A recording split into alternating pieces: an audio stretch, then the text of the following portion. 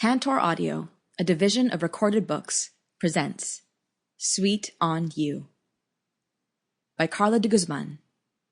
Narrated by Rachel Coates. Chapter 1. December 1. To Sari Tomas, finding the right cafe was like finding the perfect pair of jeans. She loved cafes that welcomed you inside like you walked into someone's inspiration board come to life. Except the coffee was much better, the desserts were delicious, and the music was excellent. If you were extra lucky, there would be food, and that food would be good too. After having spent her life in and out of cafes for studying, hanging out with friends, or just spending time with herself, Sari had always longed to open up a little place of her own, somewhere she could always be useful and needed, somewhere that she could come to every day and work. Their grandmother had run Tomas Coffee Company for 35 years. She had done it all by herself, but when Sari, Sam, and Celine took over, they decided on a different approach. They agreed to split the business according to the things they were good at and the things they wanted. Celine, the oldest, who loved the idea of running things and being in charge, ran the corporation from Manila. She got the condo in Makati City, with room for his sisters when they needed it, of course. Sam, the youngest, who was only 23 then, had no idea what she wanted to do and was willing to do anything. So she went down to Los Baños to learn agriculture and farming and took over the Tomas farm, growing their famous Robusta beans. And Sari, the middle child, who longed for a cafe of her own, learned the fine art of roasting coffee, creating signature blends for clients, got Cafe Cecilia. Named after their great-great-grandmother who started the company, the cafe had been a side project that their grandmother put aside until Sari picked up the lease from the Laneways and transformed it into her dream cafe. The 100-square-meter shop was everything she had ever wanted. It had a light, airy ambiance, thanks to the old warehouse windows that overlooked the Laneways, a carefully crafted mix of eclectic and comfortable furniture after scouting trips at Tagaytay and Ermita, patterned machuca floor tiles, a 2-group espresso machine that gleamed in baby blue, and plants, a lot of plants that thrive in the sunlight that streamed into the place and made the cafe feel a little bit more welcoming. Sari wanted Cafe Cecilia to be the neighborhood place, much like the cafes she'd enjoyed in Manila and abroad. Every day, Sari would go to the cafe and spend time on the floor, even when, really, the place could run itself by now. But she enjoyed it, and she couldn't bear to stay away for very long. And for the next 3 years, it was perfect. Sure, her food selection wasn't the best, and her pastries were all pre-packaged from a factory, but it didn't really matter to the customers who were here for the coffee and the vibe. Until one day, in November, when suddenly it mattered very much. Sari was very calmly tasting a new coffee blend in her lab on the second floor when she was knocked off her feet by the dull, heavy sound of a hammer. A sharp sound of a drill had followed, then the acrid smell of welding, both coming from the then empty shop next door. "A bakery," Ate Nessie had told her conspiratorially. "Some fancy boy from Manila is opening a bakery right next to you." Suddenly, the food in Cafe Cecilia was very important, and for the last month, Sari had felt like a headless chicken, running around and sourcing suppliers only to be met by reasons like, "We can't deliver outside Manila. No way you can get it fresh every day," or "Can't you just make it yourself?" Now it was the 1st of December, and based on surreptitious, totally not constant peeking over the Manila paper-covered windows and the feigned ignorance of the deliveries being made to the shop, Sunday Bakery was ready to open their doors to the world. And Sari was not ready. It was competition, after all, and if Sari couldn't be the best, what was the point? "You're obsessing," her younger sister Sampaguita sing-songed, her arms full of Christmas lights and ribbon as she caught Sari glaring at the bakery's window. Sari was aware that everyone was getting tired of it, but she couldn't help it. Every time she stood on the street outside the cafe and stared down at their doors, so close together they were practically one door, she just didn't like it. It made her stomach flip in a bad way, made a sour taste swirl around in her mouth. She couldn't have that. Not when she made a living out of her own taste buds. It's Christmas, Ate. Lighten up. She held up a length of twinkle lights and shook it at her older sister, like it was all the Christmas magic she needed. Sari huffed and shook her head. It's been Christmas since September, she pointed out, and I wasn't obsessing. I was observing, scouting the competition. Sunday Bakery looked innocent enough from outside. The aesthetic was half lab, half London Underground, made of all white subway tile on the walls, patterned mosaic floors, neon letters, and phone camera-friendly lighting. They had half the seating capacity of Cafe Cecilia, and not as many plants. Sari was also definitely not always thinking about the fact that inside Sunday Bakery was a den of jeweled, sugary delights, waiting for the innocent customer to try, test, taste. She'd smelled the butter on the pain au chocolat, seen the perfect frosting swirls on cupcakes, heard the snap of cookies. And while coffee was a jolt to the system, a great dessert was pure sin on a plate. Therefore, it was the enemy. Sari had no plans of interacting with Sunday Bakery next door. She'd seen the Mummy movies enough times to know that you couldn't just take jewels all willy-nilly. But the pastries and their other sinful siblings continued to tempt her, tuning her senses to locate them before they came too close. She could smell a baked good from a mile away. In short, you have an irrational dislike of the bakery next door because you want to try his baked goods. Her younger sister shrugged, tugging at a tangled string of lights. Sam, don't make it sound dirty. Sari frowned, taking the mess of twinkle lights from her sister and carefully untangling it. All this sugar and sweetness in the air is going to mess with my nose and my taste buds. I'm just saying. You've never liked change or new things, and this bakery is a new thing. Can we please focus on what we're supposed to be doing? Sari sighed in frustration. The Christmas decor is not going to put itself up. Technically, Cafe Cecilia was already behind on their Christmas decor. The other stores on the Laneways, Kira's Chocolate Shop, Maylee's Flower Shop, Chris's Cookies, had all put up their Christmas decor around the same time Sunday Bakery next door started construction. And even that was a little late, as the malls put theirs up in September. One could argue that Halloween wasn't really a huge holiday in this country. There was little fun in dressing up for Halloween when the malls had already decked the halls with boughs of Christmas sales. But Sari was a stickler for tradition, and in the Tomas family, decor was put up exactly on the 1st of December. While for her parents, that had been a simple put up the decor to their house help, Sari took a more hands-on approach and naturally recruited her little sister to provide assistance.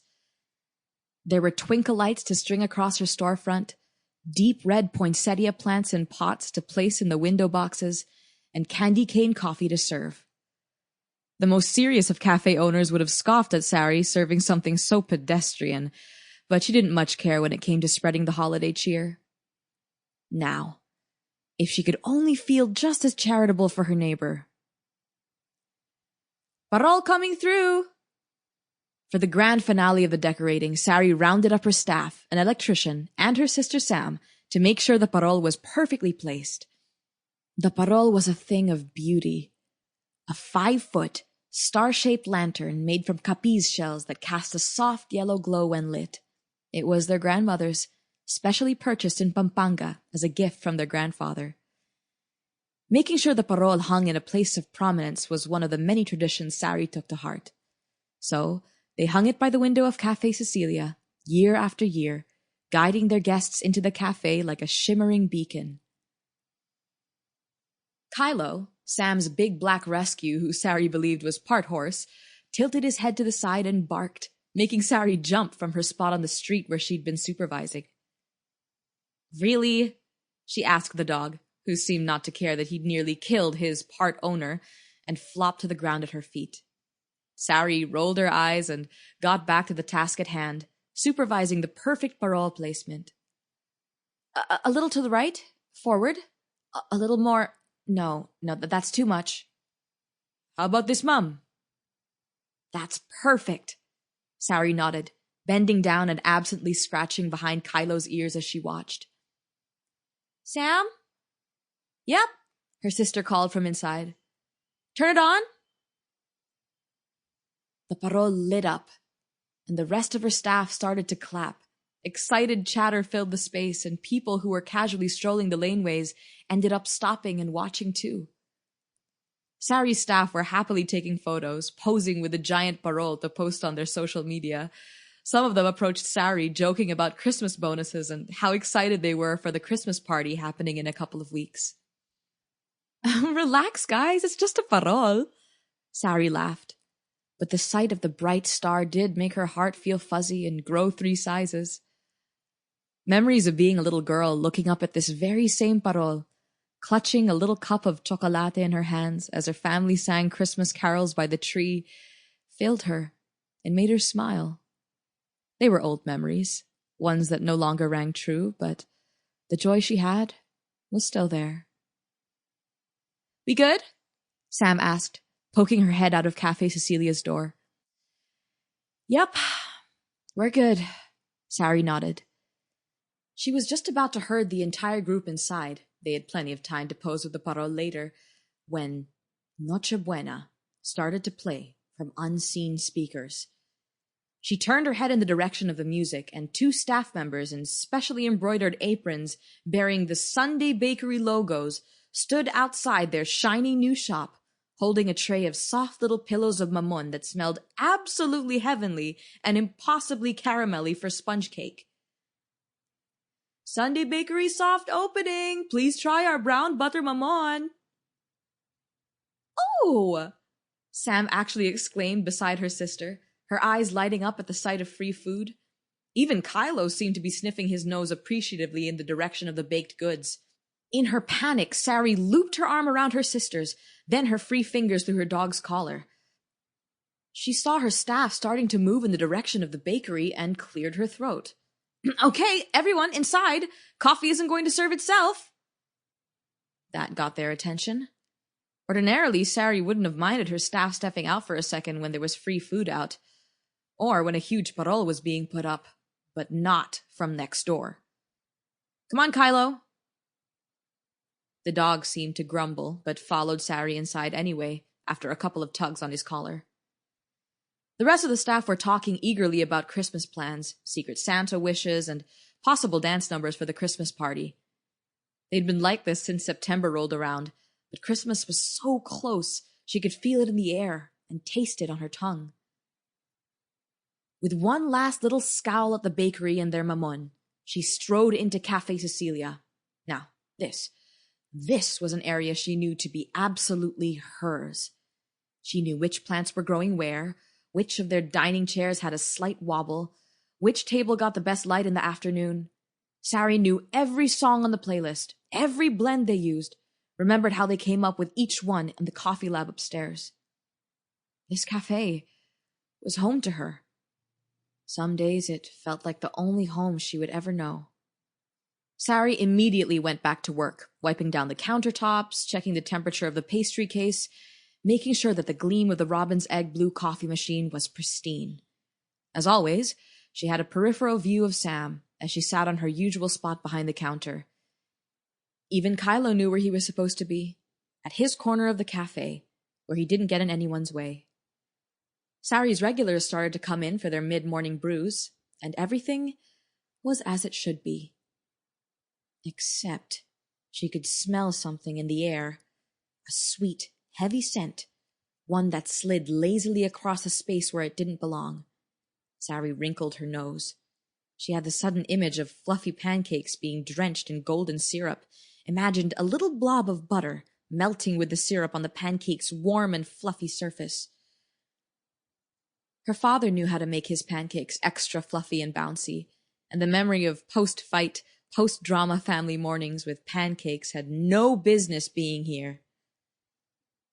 What is that? Sari asked nobody in particular. It's probably from next door, Sam responded, not looking up from her phone. Ah, it's making the cafe smell like pancake syrup. You're exaggerating. When have I ever exaggerated, Sampaguita? Sari had spotted her sister moving behind the counter to raid the pastry case and handed her sister several napkins for whatever pastry she was about to get. Spillage was inevitable. I have to admit, it's not like you, Sam agreed. I'm taking a cookie. It's that bakery next door. Sari closed the pastry case after her. They're overpowering the neighborhood with sugar and gluten and sweetness. Ugh, this is awful. Sam swallowed the bit of cookie she already ate and wrapped the rest in the napkin, gently nudging it forward into a space where Sari knew Sam could conveniently pretend it didn't exist. Being the older, more mature sister, Sari decided to ignore the little dig at the pastry. Goodness knows she beat herself up more about it than her sister did. But she sniffed instead. Sari didn't open up her cafe to peddle pastries. She was here to dispense legally allowable stimulants in proper dosages, sometimes with milk and sugar. She was not supposed to feel bad because her pastries were average. She was a coffee shop, and she was happy with being just that. But as a responsible business owner, she really should have known better. This was the Philippines, after all, where market consumerism was driven by trends and the hottest new thing that someone copied from someone else. The food industry was a dog-eat-hot-dog world, and when competition came in, the ones left behind were the ones who closed up shop first. Then stop stealing from me. Sari rolled her eyes. Do you want coffee? Always. At least that she could still do. Sari slipped a saucer underneath Sam's discarded cookie and handed it to one of her staff to take to the back. When she came back, Sam had just finished rummaging through her gigantic canvas bag for a tumbler, which she held up to her sister with a cute smile that only Bunsok kids could manage. Do I want to clean this before I put coffee in it? Sari wrinkled her nose at the tumbler, which had definitely seen better days. Hot there! Sam huffed, blowing stray strands of hair away from her tanned face. Ah, the long-suffering sigh of being the youngest. Sari was not familiar. That's clean! Duh! I was kidding. Barako? Hot as the devil, sweet as sin, and acidic like my heart, please. Sari smiled, because Sam always said that, and Sari liked that she always said that. Some things, at least, she knew she could trust. Sam, a clean countertop, a good pull of espresso, and that a little bit of brow gel and great lip gloss could fix anything. But as much as there were things she could trust, there were things she definitely couldn't. Her parents, who, in their own ways, never really grew past their teenage years, the guy who tried to sell her ice-cold water for €3 when she'd been wandering the hot streets of Rome on vacation, and the bakery next door. The bakery next door where she could hear the slow cadence of "Thank God It's Christmas" clashing over the sweeter melodies of bibinka. And she hated it. And anyway, who opens a business just before Christmas? Oh, we're still talking about the bakery. Sam almost sounded bored from where she was sitting, and the thing was, Sari was aware that she was being boring. But she couldn't help herself. She was just so perturbed by a bakery next door. It's bad business practice. I'm sure there's a feng shui rule against it. We're not Chinese, and Christmas doesn't count in feng shui. And yet you insist that the foot of your bed shouldn't point to your bedroom door. Sari turned to the percolating coffee maker. Barako was traditionally made on a stove, but she wasn't a traditionalist and prioritized using a blend that had Liberica beans instead of whatever alternatives other coffee brands were touting these days. Their grandmother, who had always been a scion of propriety and had banned the use of red lipstick among her granddaughters until they were married, had been known to drink heaping cups of the country's strongest, punchiest coffee, a bit too strong for Sari, but Sam's favorite. Sari held up the coffee pot, ready to pour, when it happened. The bell to the shop rang, a bright, tinkling sound that cut through the music while Sari carefully poured Sam's coffee and stirred in a spoonful of brown sugar. Sari heard her staff politely greet the customer as they came up to the counter, heard the opening of a box as they studied the menu.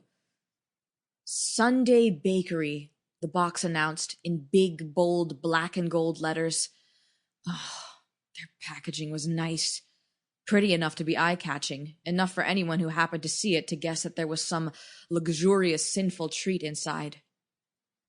The customer was telling her cashier about the baked goods she'd just purchased next door, looking for suggestions as to what she could drink with it.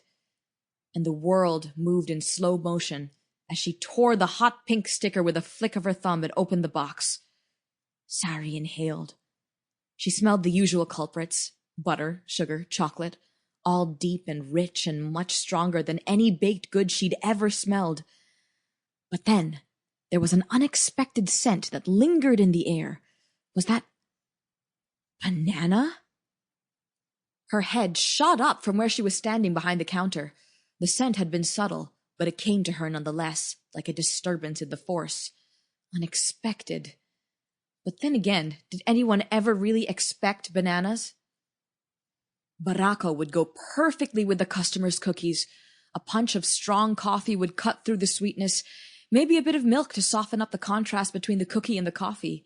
The combination reminded her of road trip snacks, ones they'd always had on hand when the drive from Manila to Lipa used to take 4 hours instead of 2. Their mother had been on a health kick, so it was all banana chips for their girls, until their father gave up and got them Jollibee. Their mother had gotten angry and yelled, and their father yelled back, all the way to Lipa. It was the kind of yelling that made Sari press her hands to her ears and shut her eyes, wishing she could click her heels and just fly away somewhere else. Anywhere but where her parents were. She shook her head because she refused to feel anything about a baked good that wasn't even hers to begin with. The customer smiled and ordered an iced Americano, which wasn't a bad choice either. Without prompting from her store manager, Sari got to work, using their finer, more floral Celine blend to match the scents in the air as the customer took her seat, smiling at Sam. Sari's hands were moving in sync with an invisible beat as she pulled the espresso, poured it into a mug with ice before adding the water to make the Americano. She knew this fruity blend would work well with the customer's pastry, the same way she knew how to pull espresso from her beans. She was about to put the coffees on the serving table when she heard the customer eat whatever it was. Crunch. Really, this was getting ridiculous. Sunday Bakery next door had been officially open for 1 day. Iced Americano for the Ala? She called a little too loudly, placing the ceramic mug with her logo on the serving counter. She wanted to fight baked goods with coffee, even if it was all in her head. Barako for Sampaguita Corazon Tomas. The customer was a little dazed as she looked up, and Sari could see the crumbs she brushed off her skirt. Tiny, innocent little things that were now in her territory. Must remember to sweep the floor, even if it wasn't her job, even if she didn't have to. What is that? Sari asked the customer when she came to retrieve her coffee, and it sounded more like an interrogation than it did friendly conversation. Sam, who was reaching for her own coffee, flattened her lips into a thin line to stop herself from laughing. In the box. Banana chip and cacao cookies, the customer said hesitantly, clearly confused. They're from the bakery next door. Of course they are, Sari grumbled, and turned her head to the wall she shared with Sunday Bakery, glaring at it like it was going to crumble if she glared hard enough. She certainly endeavored to try. To her customer, or to anyone else, really, it may have looked like she was seething, and she was, just a tiny bit. Give her a backwards baseball cap and a flannel shirt, and she was Luke, the diner guy from Gilmore Girls. She was already dispensing the coffee anyway. Can I have my coffee to go instead? Her customer asked, edging slowly away from the counter and looking desperate for someone else. Anyone else to attend to her needs. Sari opened her mouth to acquiesce to the request when Sam crossed the counter, took the customer's cup of iced Americano, and deftly transferred the contents into one of the robin's egg blue paper cups, popping a biodegradable lid on and handing the customer her coffee.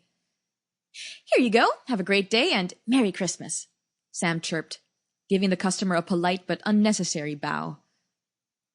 She smiled back, taking the cookie and its scent away with her. Sari felt her shoulders drop, and she hated that they did. She briefly wondered if her great-great-grandmother, Cecilia Tomas, had ever felt like this. She was the one who started the Tomas Coffee Company, right here in Lipa, seeing herself, her farm, and her staff through wars and natural disasters to make sure it was passed on to her granddaughters.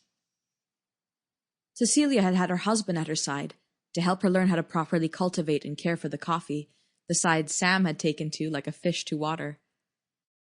Sari's grandmother Rosario had their grandfather to help her learn how to truly expand the business, selling to big chains and groceries in Manila and Batangas, the part of the business that Celine now looked after. The specialty coffee blends in the cafe, they were all new, all Sari's. Sure, they used to have the cafe across from the cathedral, but that was mostly just because Lola Rosario's friend had owned the building and needed a renter when they fell on tough times. The first version of Cafe Cecilia had been an afterthought, until Sari told her sisters definitively that it was a part of the business she wanted. Celine still said that it was one of the few times she'd ever seen Sari so decisive. She was supposed to be better than this. She'd owned this place for 3 years, with coffee that her family had been serving for generations, but with decor and blends that were all her own. Sari wasn't going to fail just because a bakery opened next door. Do you want to talk about it, Ate? Sam asked, always the most sensitive among the 3 Tomas sisters. Sari wanted nothing more than to curl into a little ball and tell her baby sister that she was a little worried about it, but quickly decided against it. No, she said primly, before she grabbed the tray and started to load it with mugs and a little jug of locally produced fresh milk, a rarity in the Philippines. It was one of the reasons why Sari had loved the idea of opening her cafe here, where she had access to fresh, local ingredients without having to think about the logistical nightmare it would have been if she were in Manila. I'm all right. You're always all right, Sam muttered under her breath, and Sari pretended not to hear. I have to go upstairs and prep for barista class. Need help with that? No. Cool.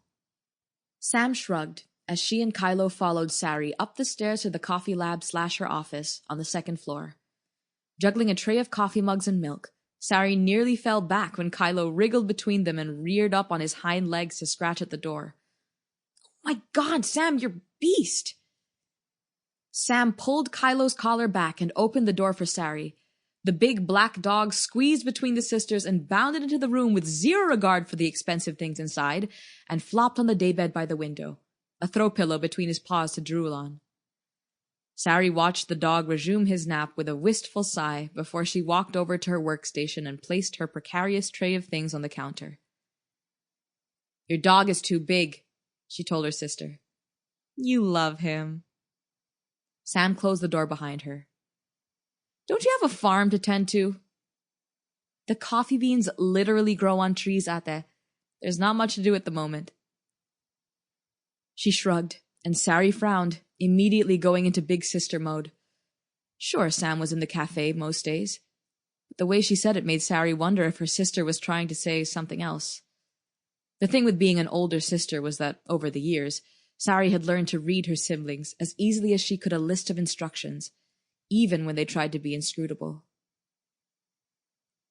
Are you excited about the Christmas party?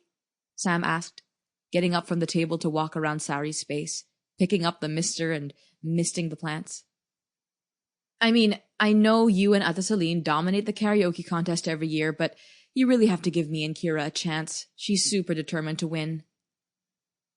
I make no promises, Sari grinned, because her Christmases had fallen into a familiar and comforting pattern, and winning the annual Christmas party karaoke contest was just par for the course. She briefly wondered how the Sunday bakery's attendance at the party would change up the dynamic. Not much, if she had anything to say about it. She was determined not to let her new neighbor mess up her Christmas joy, no matter how good their browned butter mamun had smelled. Chapter 2. Sample complete. Ready to continue?